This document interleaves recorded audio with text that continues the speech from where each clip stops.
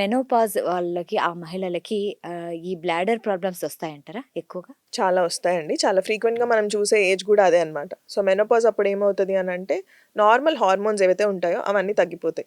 నెలలేవైతే రావాలో అవి హార్మోన్స్ లేకపోవడం వల్ల రావు కదా! సో, సేమ్ వే అక్కడ ఏదైతే టిష్యూ ఉంటదో అదంతా వీక్‌నెస్ మొదలైపోతది. ఫేస్‌లో ఎలా అయితే చేంజ్ ఉంటదో కింద భాగంలో గూడా సేమ్ వే చేంజెస్ ఉంటాయండి. సో, స్కిన్ సాగుతుంది అంటే కింద భాగం గూడా సాగొచ్చు కదా! It's very simple. Hormonal deficiencies వల్ల అది జరగొచ్చు.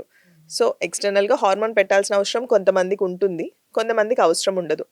కొంతమందికి ఆ బర్నింగ్ గానియండి, కింద బగబగ అంటుంది, చాలా డ్రైనెస్ ఉంది. ఇట్లాంటి వాళ్ళకి మేము హార్మోన్స్ ఇస్తాము. ఓకే. ఓన్లీ బయట పెట్టుకునే హార్మోన్స్ ఇస్తామనమాట. అవి అందరికీ అవసరమైతే ఉండదు. సో, కానీ అది అవసరమైన వాళ్ళకి లైఫ్ లాంగ్ ట్రీట్‌మెంట్ లాగా ఉంటదది. వారంకి 2 సార్లు పెట్టుకోమని అట్లా చెప్తామనమాట. సో, దాంతోటి వాళ్ళకి చాలా వరకు ఆ సింప్టమ్స్ బెటర్ అవుతాయి. లేదంటే వాళ్ళు సఫర్ అవుతా ఉంటారు. జస్ట్ ఆ బర్నింగ్ పెయిన్ తోటే సఫర్ అవుతారు. అది ట్రీట్‌మెంట్‌లా అనుకుంటారు చాలామంది. అది ప్రివెన్షన్ అండి ఇది. సో, రెగ్యులర్‌గా వాడినప్పుడే దానికి ఫలితం ఉంటది. మీరు ప్రాబ్లమ్ ఎప్పుడొస్తే నేను ఆ క్రీమ్ పెట్టుకుంటాననేది కరెక్ట్ ట్రీట్‌మెంట్ కాదు. కాదు.